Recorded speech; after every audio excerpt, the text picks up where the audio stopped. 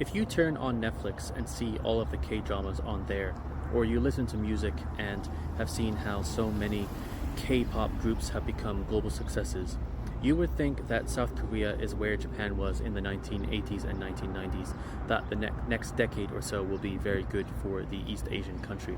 But actually, the country might be facing its hardest economic challenges in decades. And this is not only because of its own domestic situation, but because of geopolitics, most notably US-China relations. One reason that South Korea has been able to do so well over the past few decades is because it developed in a window where Japan was beginning to fade a little bit and China hadn't developed as much. Countries in Southeast Asia like Vietnam were also further behind that. Therefore, South Korea was a country that was relatively stable and people were willing to work. And so in the 1990s and 2000s, a lot of investment went to South Korea, and that's where the country began to take off. But during the past 20 years, a lot has changed with China becoming a lot more developed. And now a lot of South Korean companies will need to not only compete with Japanese companies, but Chinese companies too. And eventually down the line, possibly Vietnamese companies as well. And so the cheapness that South Korean companies might have had now is no longer a strong point to them because other countries can make products at a cheaper price. But the United States recently has stepped in to prevent some Korean companies from selling semiconductors to China. 30% of South Korea's exports were semiconductors, and this happened during the Biden administration. In order to kind of negate the effects of that, South Korean companies began to invest more in the United States. But the challenge is there is that the United States also wants to empower its own semiconductor and tech companies like NVIDIA and Intel, not to mention help out Taiwan, companies like Taiwan Semiconductor.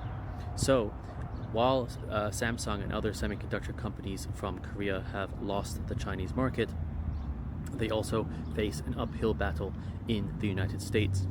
Meanwhile, China has actually invested in its own semiconductor industry, and it recently surpassed South Korea.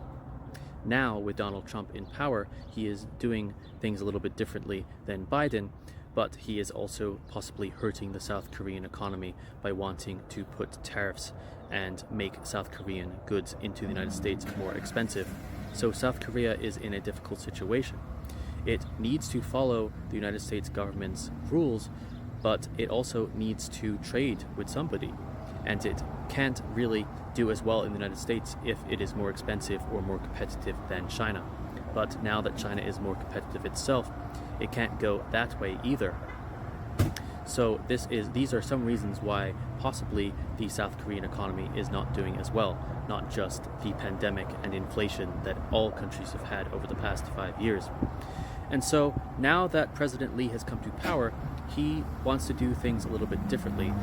He wants to be pragmatic in his foreign relations. This means perhaps not being as aggressive on China, but he also wants to break up the power of companies like Samsung that have a huge role in not just the Korean economy, but also in politics. The problem there is that if he breaks up those companies, will South Korea be competitive enough? Because those companies will be losing money. Will his strategy be able to make other companies emerge and for South Korea to focus on other industries, not just semiconductors, but pharmaceuticals? And will it be able to find foreign markets, not just the United States and China? It will be interesting for sure.